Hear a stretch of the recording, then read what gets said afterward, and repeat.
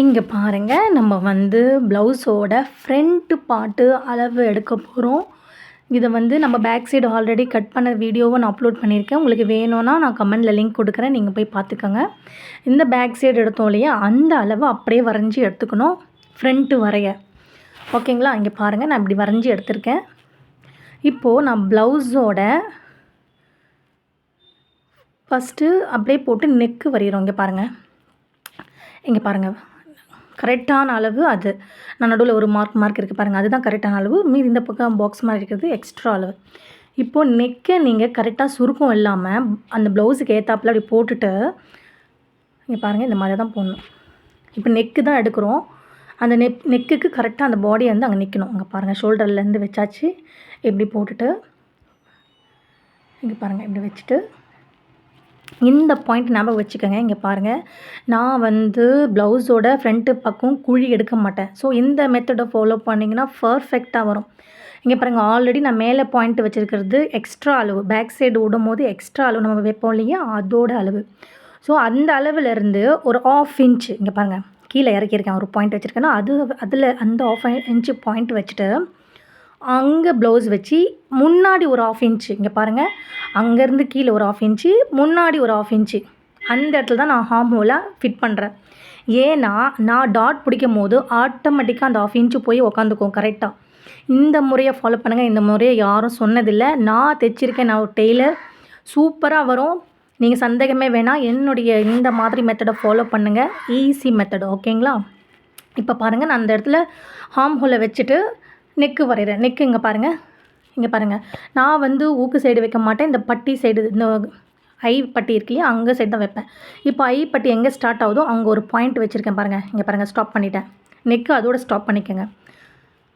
ஓகேங்களா? இப்போ எடுத்துகிட்டு இங்கே நெக்கு ஸ்டாப் பண்ணிங்க இல்லையா, ஒரு பாயிண்ட், அங்கே ஸ்ட்ரெயிட் கோடு போடுங்க.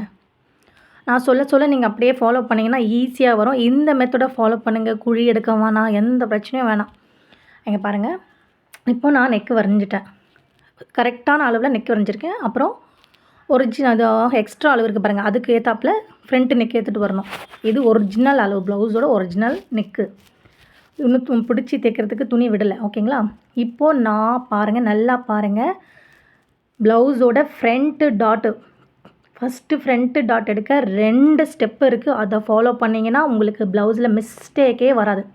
பாருங்கள், நான் வந்து பட்டி சைடு, அந்த ஐ பட்டி சைடு தான் வைப்பேன். ஐ பட்டி எங்கே பாருங்கள், எங்கே ஸ்டார்ட் ஆகுதோ அங்கே இன்ச் ஸ்டெப் வைங்க. இன்ச் ஸ்டெப் வச்சுட்டு அந்த டாட் இருக்குது பாருங்கள், அந்த டாட்டை கரெக்டாக வச்சு என்ன அளவுன்னு பாருங்கள். அந்த மேலே இருக்க டாட்டு பாருங்கள், மேல் பாகத்தை வச்சுட்டு என்ன மெஷர்மெண்ட் வருது, 4 இன்ச்சு வருது. 4 இன்ச்சு போட்டுட்டு உடனே ட்ராப் பண்ணாதீங்க, இன்னொரு ஸ்டெப்பும் எடுக்கணும் அதுக்கு. இங்கே பாருங்கள், ஷோல்டர்லேருந்து திரும்ப அதே பாயிண்ட்டுக்கு, இங்கே பாருங்கள், அதே பாயிண்ட்டு மேலே கீழே வரைக்கும் போகாதீங்க. அந்த பாயிண்ட் ஸ்டார்ட் ஆகுதுல அங்கே, இங்கே பாருங்கள் எவ்வளோ இருக்குது, 10.5 இருக்குது. ஓகேங்களா? இப்போ 10.5 நான் வரைகிறேன்.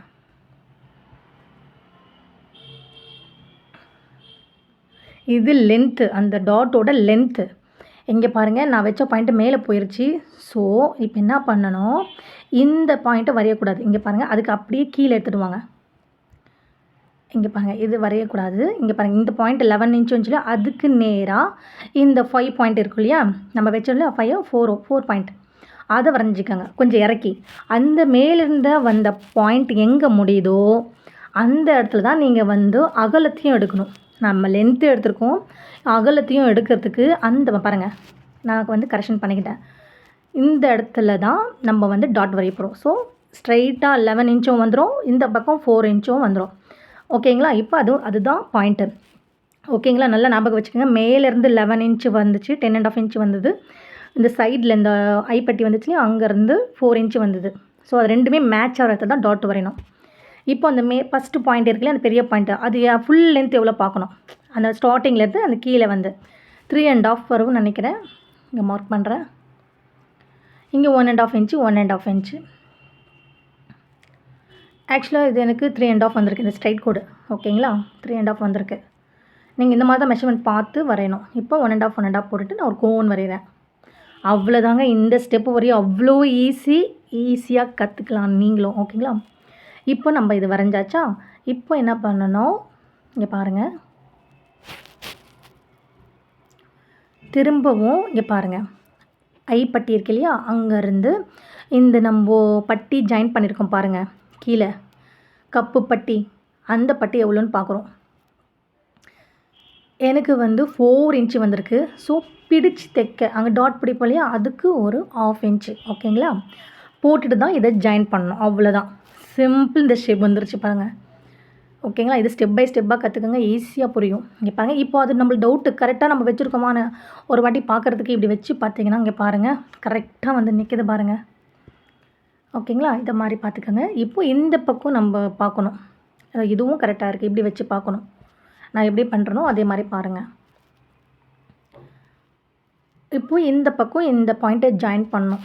என்ன பண்ணலாம், இங்கே பாருங்கள், இந்த ஹார்ம் ஹோல் ஜாயிண்ட் இருக்கு இல்லையா, அங்கே பாருங்கள், அதை கரெக்டாக அந்த மேல் பாயிண்ட் இல்லாமல் கீழ் பாயிண்ட்டில் வச்சு அந்த பட்டி எங்கே ஜாயிண்ட் ஆகுதோ அங்கே ஒரு மார்க் போட்டு ஸ்ட்ரைட்டாக போடுங்க. அவ்வளோதான், ஜாயின் பண்ணியாச்சு. இப்போது இந்த மேலே இருக்கு இல்லையா பாயிண்ட்டு, அது எக்ஸ்ட்ரா வரையவே கூடாது. அங்கேருந்து இங்கே 1.5 இன்ச்சு பார்த்தீங்களா, 1.5 இன்ச்சு கீழே எக்ஸ்ட்ரா விட்டுட்டு ஜாயின் பண்ணணும். ஏன்னா நம்ம 1.5 இன்ச்சு இங்கே டாட் பிடிக்கும் போது ஆட்டோமேட்டிக்காக துணி நான் வந்து முன்னாடி வந்துடும். ஸோ மேலே கை வைக்காதீங்க, பேக்கோட அளவு அப்படியே வேணும். கீழே மட்டும் 1.5 இன்ச்சு அப்படி சைடில் போட்டுக்கோங்க. அவ்வளோதான், ஈஸி, ரொம்ப ஈஸி. இப்போ வந்து நம்ம ஹார்ம் ஹோல் டாட்டும் சைட் டாட்டும் பிடிப்போம். ஹார்ம் ஹோல் டாட்டு இங்கே பாருங்கள், இந்த கோன் வந்துருக்கு இல்லையா, அதுலேருந்து ஸ்ட்ரெயிட்டு கோடு, இந்த கோனும் இந்த ஸ்கேலில் கரெக்டாக ஈவனாக வரணும். ஓகேங்களா? அந்த மாதிரி ஒரு கோடு போட்டுக்கோங்க. 3 இன்ச்சு வருது. ஓகே, இங்கேருந்து 3 இன்ச்சு. இப்போது இங்கேருந்து சென்டர் பாயிண்ட் நம்ம வரைஞ்சோம் இல்லையா, சென்டர் பாயிண்ட் வரைஞ்சிக்கோங்க. இங்கே பாருங்கள், சென்டர் பாயிண்ட் வரைஞ்சிட்டு 2 இன்ச்சு வருது. ஸோ 2 இன்ச்சில் ஒரு மார்க்கு. அவ்வளோதான், அவ்வளோ ஈஸி.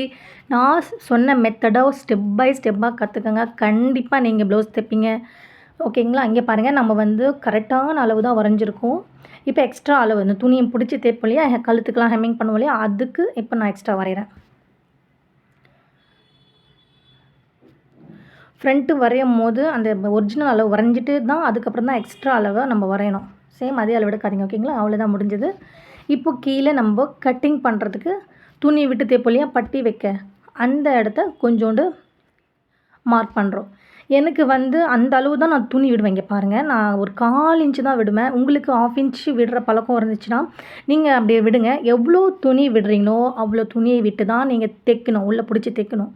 ஓகேங்களா? நீங்கள் நிறைய விட்டுட்டு கொஞ்சம் வந்து பிடிச்சி தைச்சிங்கன்னா டிஃப்ரெண்ட் வரும். அதே மாதிரி கொஞ்சம் விட்டுட்டு நிறைய பிடிச்சி ஸ்டிச் பண்ணிங்கன்னா அதுவும் டிஃப்ரெண்ட் வரும். நான் இந்த அளவு தான் துணியை அப்படியே ஸ்டிச் பண்ணுவேன் உள்ளே வச்சு. ஸோ அதனால எனக்கு இந்த பாயிண்ட்டு தான் எப்போவுமே கரெக்டாக வரும். அதனால நான் இந்த பாயிண்ட்டே எடுத்துக்கிறேன் கீழே வரைய. மற்றதெல்லாம் கரெக்டு. நீங்கள் பிடிச்சி தைக்கிற துணி அளவை மட்டும் பார்த்துக்கோங்க. ஓகேங்களா? இந்த அளவு வச்சுட்டு இந்த அளவே ஃபாலோ பண்ணுங்கள், கரெக்டாக வரும். ரொம்ப துணியும் விட வேண்டாம். நான் எப்போவுமே 1/4 இன்ச்சு 2 பாயிண்ட் அப்படி தான் அப்படி எடுத்துப்பேன் நான்.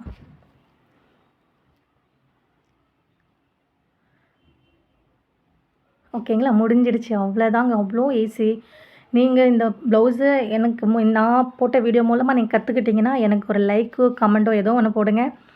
எனக்கும் ஹாப்பினஸ், எனக்கு என் மூலமாக நீங்கள் கற்றுக்கிறது எனக்கு ரொம்ப சந்தோஷம். இந்த டாட்டை 2 பக்கமும் நல்லா கரெக்டான பாயிண்ட் வரையணுன்றதுக்காக நல்ல ஒரு பாயிண்ட்டை நல்லா டிக் பண்ணிக்கோங்க.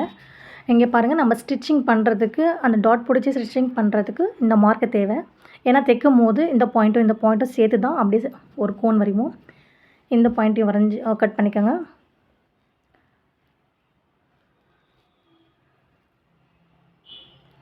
இப்போ இந்த பாயிண்ட் இதெல்லாம் வந்து ஷோல்டர் ஜாயின் பண்ணும்போது அந்த மார்க் நமக்கு தேவை. பேக் நெக்கும் ஃப்ரண்ட் நெக்கும் வச்சு அந்த நமக்கு டாட் பண்ணிருக்கலையோ அதில் கரெக்டாக ஸ்டிச் போட்டிங்கன்னா கரெக்டாக வந்து நெக்கும். இது சின்ன டாட் பிடிக்கிறதுக்கு. ஸோ இதெல்லாம் மார்க் பண்ணிங்கன்னா நீங்கள் தைக்கும் போது அவ்வளோ ஈஸியாக இருக்கும். ஓகேங்களா? உங்களுக்கு இது புரிஞ்சுதுங்களா?